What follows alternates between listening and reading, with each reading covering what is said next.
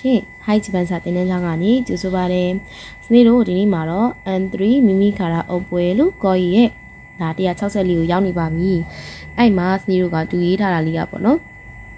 ဒီလိုလေးဒါကနာခုနာလို့ဆိုတာစနေတို့ကတိတ်ဆုံးတယ်လို့ပြောတာပါနော်။ဒါတစ်ခါလေးကြာရင်ဒါကုံဆုံးတယ်အဲ့မျိုးလေးရပြီပေါ့နော်။ဒါပေမဲ့ဒါတိတ်ဆုံးတာပါ။ရှာချော့ကတဲ့ဒါအသက်60နှစ်ဖြစ်တဲ့အတွက်တဲ့နာခုနတ္တဆိုတော့တိတ်ဆုံးသွားပါတယ်တဲ့။နာခုစုစာတယောက်ကိုဆုံးရှုံးသွားတာနော်။ခါရီဝါခိုဒိုမိုနိုတိုကီတဲ့ဒါသူကကလေးဘွားတုန်းကပေါ့နော်ချီချီအိုယာအိုတဲ့ချီချီအိုယာအဖေကိုပေါ့နော်နာခုရှိတာစာဆုံးရှုံးခဲ့ရတယ်တယောက်ကိုဆုံးရှုံးသွားတယ်လို့သုံးတာပါနာခုနာလူဆိုတာကတေဆုံးသွားတယ်တော့သူနာဒီမတ်ကတော့သူဖြစ်တာကွာအဲ့တော့နာခုနာလူဆိုတာတော့သူတေသွားတာဘာလို့လဲတော့အသက်60တောင်ရောက်နေကွာနော်သူ့ရဲ့ယောဂနဲ့အသက်ကြီးယောဂနဲ့ဒါ66ပါးယောဂနဲ့ဒါတေဆုံးသွားတယ်ဒါမျိုးသုံးတယ်နာခုစုကရှာတော့ကျွန်တော်ကဆုံးရှုံးလိုက်ရတာအဲ့မျိုးကရေးသားနည်းမတူဘူးကွာနာခုစုကကြကျွန်တော်ဒီရွယ်မှာဒါမိဘကိုဆုံးရှုံးလိုက်ရတယ်ဒါမျိုးသုံးပါတယ်ဥမာလဲလူဆိုတာသင်တို့ဒီလိုခန့်ကြီးလေးနဲ့ဒါပါလဲဆိုမွေးဖွားတာပါနော်ခိုတော့မို့စိုင်းကဲဆိုလွန်ခဲ့တဲ့လကတဲ့နော်ဥမာလဲလူခိုတော့မို့ကဥမာလဲကလေးလေးကမွေးဖွားခဲ့တယ်1992အချိန်ကာလတုန်းကအိုးခုနော်အနီမေညပြစာတော့အနီမေတွေကမဲဟိစခုတဲ့မဲဟိစခုဆိုတာသင်တို့ကအကောင်းဆုံးသောလက်ရာသီလားမဲဟိစခုဆိုတာအကောင်းဆုံးသောလက်ရာတွေကဥမာလဲတာဆိုတာကဒါမွေးဖွားလာခဲ့တယ်ပေါ့နော်1992ကစပြီးတော့အန်နမီရဲ့ဒါအကောင်းဆုံးသောလက်ရာတွေကိုစနေတို့ကမွေးဖွားလာခဲ့ပါတယ်ဒါမျိုးတွေပြောရပါတန်ကျော်ဆိုလို့ကလေးကမွေးဖွားတယ်အဲ့ဒါလေးသုံးနေနော်တန်ကျော်ဆိုလို့ဥမာလဲဝါတဲ့မွေးဖွားမယ်ဆိုရင်မွေးဖွားခဲ့တာကတဲ့ဟော့ကိုင်ဒိုတက်စကားတဲ့ဟော့ကိုင်ဒိုဖြစ်ခဲ့ပေမဲ့တဲ့3နှစ်လောက်ပေါ့နော်စန်းဆိုင်တော့တိုကီကာတာ3နှစ်လောက်ကလေးကအိုဆာကာနီစွန်းတဲ့အီမတ်တဲ့ကျွန်တော်ကအိုဆာကာမှာနေတယ်ပေါ့နော်ဟော့ကိုင်ဒိုမှာမွေးပြီးအိုဆာကာမှာနေတာအဲ့ဒါမျိုးပြောတာဒါမဲရှိရဲ့တဲ့နောင်ဥမာလဲလူလို့သုံးပါတယ်တဲ့နောင်ဥမာလဲလူဂရမပတန်နီနဲ့သုံးပါတယ်တဲ့နောက်တစ်ခုကပါလေတဲ့နန်းဥမာလဲပေါ့နော်ကောလာနန်းမှာဥမာလဲကောလာဂဲဆုမှာဥမာလဲအဲ့လိုမျိုးစနေတို့ကအမေရိကဥမာလဲအမေရိကဒါမွေးဖွားခဲ့တယ်အဲ့လိုမျိုးသုံးနေဥမှုဆိုတာဒါကြတော့မွေးဖွားခြင်းပေါ့နော်ဒီဥမှုမွေးဖွားခြင်းကကြတော့တူတူပဲဥမာလဲလူနဲ့အဲ့လိုမျိုးဒီကောင်ကကြတော့ဥမှုဆိုတာကလေးမွေးတယ်ဆိုတဲ့ဟာမျိုးပေါ့နော်စုမကတဲ့မိန်းမကပေါ့နော်ဒါကြတော့ဥမာလဲလူကမွေးဖွားခံရတာကဒီကကြတော့စညာကိုတိုင်းမွေးတာပေါ့နော်စုမဆိုသူမိန်းမပေါ့နော်စန်းကြီးစုတဲ့စန်းကြီးဆိုတာလွန်ခဲ့တဲ့ရက်ကပေါ့နော်ဂန်ကီနာအွန်နာနော့ခိုစာကျမ်းမာတဲ့အမျိုးသမီးလေးကိုတဲ့ကောင်မလေးကိုပေါ့နော်အွန်ဒါဆိုမွေးဖွားခဲ့ပါတယ်နော်နီဝတိုရီကတဲ့တမငေါ့ဦးတဲ့ဥမှုတဲ့ဒါခံနေရပေါ့နော်ငှက်ကဒါတမငေါ့ကြောက်လေးကိုမွေးပါတယ်အဲ့ဒါမျိုးသုံးတယ်ခါရင်တော့ဒိုလျော့ခုကတဲ့သူ့ရဲ့စူးစမ်းအထောက်မှုတွေကခုံတို့တဲ့ရှင်ခီလော့ခုကိုတဲ့အွန်ဒါအဲ့ဒီပေါ့နော်ဒါခီလော့ခုစာဟိုဘယ်လိုပြောမလဲအတန်မှတ်တမ်းတင်နေဒါစနေတို့တရုပ်ဆောင်ပဲပေါ့နော်အဲ့တရုပ်ဆောင်သူ့ရဲ့စူးစမ်းအထောက်မှုတွေကြောင့်မို့ဒါပါလဲခစ်ကိုတကြော့ပြန်ပြီးတော့ဘယ်လိုပြောမလဲခစ်ကိုတကြော့ပြန်ပြီးတော့စနေတို့ကပေါ်ထွန်းလာတယ်ဘာညာအဲ့ဒါမျိုးပေါ့နော်ဘာလို့လဲဆိုတော့အဲ့မေဆီတို့ပါလို့ဆိုတာအဲ့စနေတို့ငယ်ငယ်တုန်းကနာမည်ကြီးတဲ့အဆိုတော်တွေမှတ်လားစနေလေတိတ်တော့နားမလည်ဘူးပေါ့နော်မြန်မာတချင်းတွေနားမလည်ဘူးဒါပေမဲ့ကျွန်တော်တို့ဒီဘက်ခစ်လူငယ်ခစ်တော့ကျွန်တော်သိတယ်ဖြိုးမြတ်အောင်လို့ပါတော့ကအဲ့ဆိုခစ်ကိုတကြော့ပြန်ပြီးတော့နာမည်ကြီးသွားတာပေါ့နော်အဲ့ဒါမျိုးတွေစနေတို့သုံးတာပါအဲ့သူပြောချင်တာအဲ့ဒါမျိုးပေါ့နော်ဒဲရောက်ဆိုတာတွေးဆုံပါတယ်အခိတဲတဲ့နော်ဘူဓာမှာဂူးစန်းဆိုတာဆိုတာအမတ်မထင်လို့ပြောတာဘူဓာမှာအမတ်မတင်ဒိုင်ကခုကြည်တိုင်းဆိုတာကလေးဒိုင်ကခုတက်ကတူចောင်းသားဘဝတုန်းကယူချင်းဆိုတဲ့တငယ်ချင်းနိဆိုတာနှစ်ဒဲရတတွေးဆုံခဲ့ပါတယ်တဲ့ခိုဝါဒီနေရာကလျောရှင်းကမိဘနှစ်ပါးကဟာဂျီမဲတဲ့နော်ဒဲအတ္တဆိုတာတွေးဆုံခဲ့တဲ့ဘတ်ရှောတာဆိုတာဒါနေရာဖြစ်ခဲ့တဲ့ပုံမှန်အဖေနဲ့မေကဘယ်မှာတွေ့ရလဲတက္ကသိုလ်ကျောင်းသားဘဝမှာတကယ်ချင်းနေဟုတ်လားတက္ကသိုလ်မှာတွေ့ကြတာဒါမျိုးတွေပြောတာနော်တဲရဥစားတွေ့ဆုံတာပါဒီမှာဂူးစန်းဆိုတာအမှတ်မထင်တက္ကသိုလ်ကျောင်းသားဘဝတုန်းကတကယ်ချင်းကိုတွေ့လိုက်ရတယ်လို့ပြောတယ်ဒါမိဘနှစ်ပါးကပထမအဆုံးအနေနဲ့တက္ကသိုလ်မှာတွေ့ခဲ့ကြတဲ့နေရာဖြစ်တဲ့အဲ့လိုမျိုးတာစုနဲလူဆိုတာကသူတို့ကအလဲလာတာပါနော်တာစုနဲလူဆိုတာသူကဟိုမွန်းစုအလဲလာတယ်အဲ့ဒီကနေသုံးတာဗျဒီကအော်ဒီမက်ဂျီအော်တူပါပါတယ်ဒီများသောအားဖြင့်ဒီတာစုနဲတစ်လုံးကိုမသိရင်တော့မဆီတို့ဒီခန်းကြီးကိုအများကြီးသိတယ်ဟိုမွန်းစုဆိုတာအလဲသွားတယ်လीနော်တာစုနဲလူဆိုတာလည်းအလဲသွားတာပဲယူချင်းတော့ EA ကိုတာစုနဲတာတကယ်ချင်းရဲ့အိမ်ကိုအလဲသွားပါတယ်တဲ့စက်ခီတဲ့အနာတာကိုတာစုနေတဲ့နော်စက်ခီအနာတာကိုတာစုနေတဲ့ခဏတော့ငားတဲ့မင်းကအလဲလာပြီးအိုခရခုဆန်ငားတဲ့အီဒါရှိုင်းမတ်တာရောတဲ့ဒါမင်းကခဏတော့ကအလဲလာပြီးရဲ့နောက်ဧည့်သည်ကလာသွားသေးတယ်အဲ့လိုမျိုးသုံးတာနော်စကီယာကိုစာစနေတို့ကဘာလုပ်လဲဆိုတော့ဒါချင်းတွေ့တာပေါ့နော်တော်တော်လေးတော့ EA နော်တဲ့ချင်းတွေ့ရလဲရတယ်စကီယာကိုဆိုတာကတော်လေအမျိုးမျိုးပေါ့နော်ဒီအတိတ်ပဲရတယ်ဘာလို့လဲဆိုတော့ဒါစနေကမိမိခါရစာအုပ်ကိုတော့မလုပ်ခဲ့ဘူးကွာ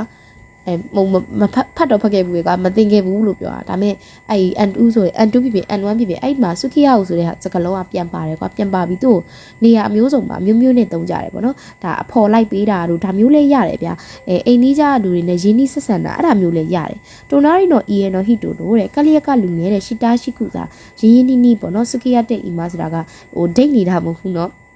အဲ့လိုမျိုးဘယ်လိုပြောမလဲလာယောနီထေတာအလိုက်တင်ဖြစ်နေအဲ့လိုမျိုးသုံးတာဆန်ရှုတော့ဒိုယောပြီးမှဆိုရင်နဲ့ဂျောရှိတော့အထက်လူကြီးရဲ့တဲ့နော်ဂေါ်လူဖူနီရဲ့စကီအာဝါစာလဲတာတဲ့ဆက်လူကြီးကဂေါ်လူဖူကိုပေါ့နော်စကီအာဝါလဲစာအတူသွားမယ်လို့အဖော်ဆက်တာအဲ့ဒါမျိုးပြောတာရှင်ကတို့အိုဝတ်တာတဲ့ဒါပေါ့နော်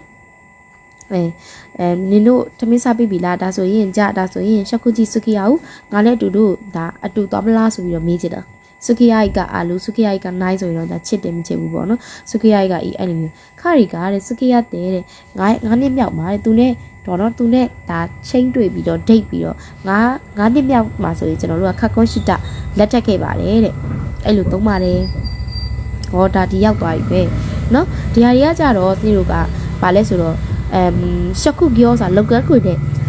လာဝါဆိုတာဖော်ပြထားတယ်ခုတို့ပါဆိုရင်စကားလုံးတွေပြောတာပါဒီမှာဆိုရင်အင်းဆိုရင်အင်းရဘာနဲ့သုံးတယ်နော်အဲ့မှာခိုးမှုအင်းနဲ့ခိုးမှုအင်းဆိုတာစီတို့ကရုံးဝန်ထမ်းတွေကိုပြောတယ်နော်ခိုင်ရှာအင်းစာကကုမ္ပဏီဝန်ထမ်းတွေခောအင်းနဲ့ခောအင်းဆိုတာစီတို့ဆီယာမစာတင်ကြတဲ့သူတွေတန်းအင်းဆိုတာဒီဆိုင်ဝန်ထမ်းတွေအခီအင်းဆိုတာဒီအခီစာဘူရာဝန်ထမ်းတွေဂင်းခိုအင်းဆိုရင်တော့စဉ်းစားကြည့်ဘန်ဝန်ထမ်းပေါ့ယူဘင်းခေခုအင်းဆိုရင်တော့ဒါလွယ်လွယ်လေးလေယူဘင်းခေခုဆိုတာစာတိုက်ရဲ့ဝန်ထမ်းပေါ့အဲ့မှာခေရှိစုဂျီမူအင်းနဲ့ခေရှိစုဂျီမူအင်းဆိုတာကဒါစီတော့ဗာလဲဆိုတော့လေရင်အကူကအဲ့လိုမျိုးအကူမောင်းနဲ့အဲ့ဒါမျိုးပြောတာနော်ခေရှိဆိုတာကဆေးရဒါသိတယ်အရှိဒါရှိနဲ့တုံးတဲ့ဟာတွေကဘာတွေရှိလဲဆိုတော့ဖော်ပြမှာခေရှိဆိုရင်ကျောင်းဆရာအရှိဆိုရင်ဆရာဝင်ဘီယောရှိဆိုရင်ဒါဘယ်လိုပြောမလဲသပင်းညက်တဲ့ဆရာပေါ့အဲ့လိုမျိုးနော်ချောလိရှိဆိုတာဒီလိုကဒါထမင်းချက်ဟင်းချက်ကိုပြောချင်တာနော်လေယောရှိဆိုရင်ဒါငားများတဲ့တငါးတယ်လीနော်အဲ့လိုပြောလို့ရတယ်ငားများတဲ့သူလားဘယ်လိုလဲတငါးတယ်လားအဲ့လိုခေါ်တယ်နော်အဲ့မှာခန်းကောရှိဆိုတာဒီလိုတူနာပြုတ်ပြောတာဘန်ကောရှိကြတော့ရှေ့နီခိုင်ကောရှိဆိုတာကတူနာပြုတ်အကူလေလက်စမအကူဟိုအီကူရှိဆိုတာဒီလိုကဒါလေသူတို့ဟိုပေါ့နော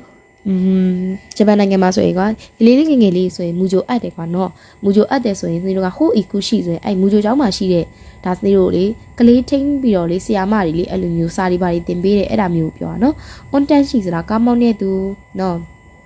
စေးကြီးကစားနိုင်ငံရေးသမားတွေဒီကနဲ့တုံးတာကြဘာတွေရှိလဲတဲ့စေးကြီးကနိုင်ငံရေးသမားတွေစက်ကတဲ့စာရေးဆရာပေါ့နော်ဂက်ကဆိုတာသူတို့ကပုံဆွဲတဲ့ဘာညာပေါ့နော်အဲ့လိုစလို့အနုပညာဖန်တီးတဲ့သူတွေအဲ့လိုမျိုးအုံကကုကဆိုရင်အုံကကုဆိုတေဂီတာပညာရှင်ပေါ့စက်ကျော်ကုကဆိုရင်ဒါတီလုံးနေပါတွေကိုတီထွင်တဲ့နေပါတချင်းရေးလားဘလို့အဲ့လို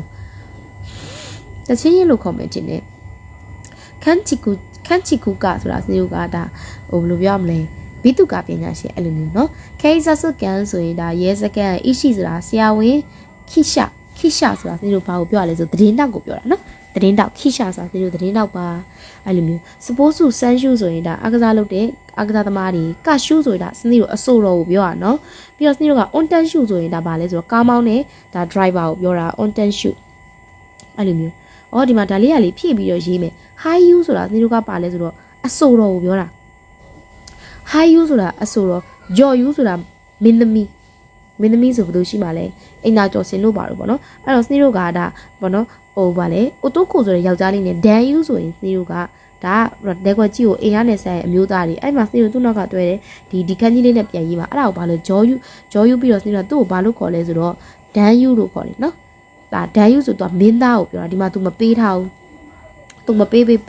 စစ်ပေးလိုက်မယ်ဟိုင်ယူဆိုတာအဆိုတော့ကြော်ယူဆိုတာမင်းသမီးဒန်ယူဆိုတာမင်းသားဒန်ယူဆိုတာဒီကန်းကြီးနဲ့ပဲဒါပေမဲ့ရှေ့မှာအိုတိုကိုယောက်ျားလေးပဲပါတာအဲ့ဒါကိုဒန်ယူလို့ခေါ်တယ်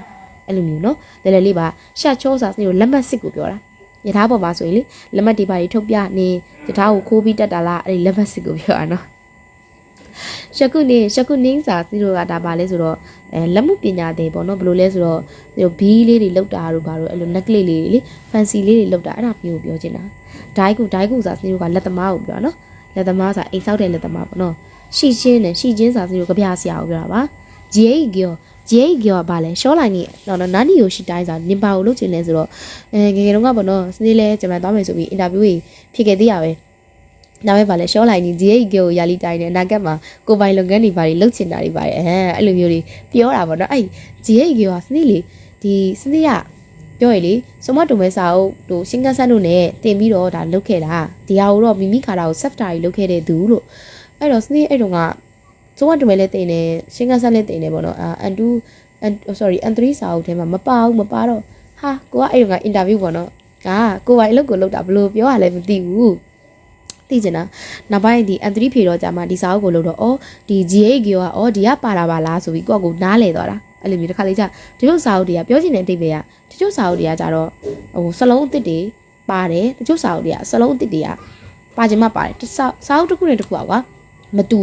အဲ့လိုမျိုးအဲ့မတူတာကိုဖတ်တယ်ဆိုရင်သူတို့ပါလဲကိုယ့်တက်ပို့ပြီးအကျိုးရှိတာပေါ့ကိုယ့်တက်ပို့ပြီးအုံနောက်ကိုတာညံကူမြုံတယ်စနစ်ဆိုလို့ကျင်တာအဲ့ဒါပါ journalist တို့ဆိုတာ journalist ပေါ့ဒါတွေကတော့ဘယ်လိုပြောအင်္ဂလိပ်စာကိုဂျပန်လိုလုပ်လိုက်တာပဲလေကင်မရာမန်ဆိုတာကင်မရာဓာတ်ပုံရိုက်တဲ့သူအနောင်စာဆိုအဲ့လိုစတို့မိုက်ကြီးနဲ့လေပြောတဲ့သူ engineer ပါ pilot ပါ musician ဆိုတာဒါစတို့တက်ဂီတာပညာရှင်အဲ့ဒါမျိုးသုံးတယ် pianist လို့နော် pianist ကိုပြောတာပါ dancer ကဒါတွေကအရင်ကြီးလွယ်လို့အကြည့်တော့ဖတ်တောင်ဖတ်ချင်တော့ designer လीဘာမှပြောင်းစရာမလိုဘူးနော်စနေဆိုငယ်ကလေးကခဏတွေဆိုရင်ကွာလွယ်လုံးအကြည့်တော့တိတ်ဖတ်ရုံနဲ့ဖတ်ကြည့်ရအဲ့လိုမျိုးအင်္ဂလိပ်စာကိုရီးယားလည်းတော့10တန်းတော့အောင်ခဲ့တာဆိုတော့အင်္ဂလိပ်စာကတော့အချိန်ကြီးအစိုးရတော့မဟုတ်ခဲ့ဘူးပေါ့မှုတ်တော့ဖတ်လိုက်တယ်ဆိုရင်တော့သိတာပေါ့ဒီဇိုင်နာဆိုတော့ဒါတွေကဒီဇိုင်နာကိုပြောနေတာလीနော်အဲ့လိုမျိုးဒါ waiter ဆို waitress ဆိုတာကောင်းမလေးပြောတာပေါ့နော်ဟုတ်ပါပြီကဲစနေကိုအဲ့မှာ unit 2ရဲ့ဒါဆို unit 2ရဲ့ဒါလေ့ကျင့်ခန်းတော့ဖြေလို့ရနေပါပြီတဲ့ကဲစနေကိုဟိုဟာဒီနော်ကြော်ပြီးတော့မသွားဘဲနဲ့စနေကတင်ပြပေးခဲ့ပါတယ် unit 2ရဲ့စနေတို့ဒီဟာလေးကိုလေ့ကျင့်ခန်းလေးကိုလည်းဖြည့်ခဲ့ပါဒီနေ့အတွက်ကတော့ဒီလောက်ပါပဲရှင်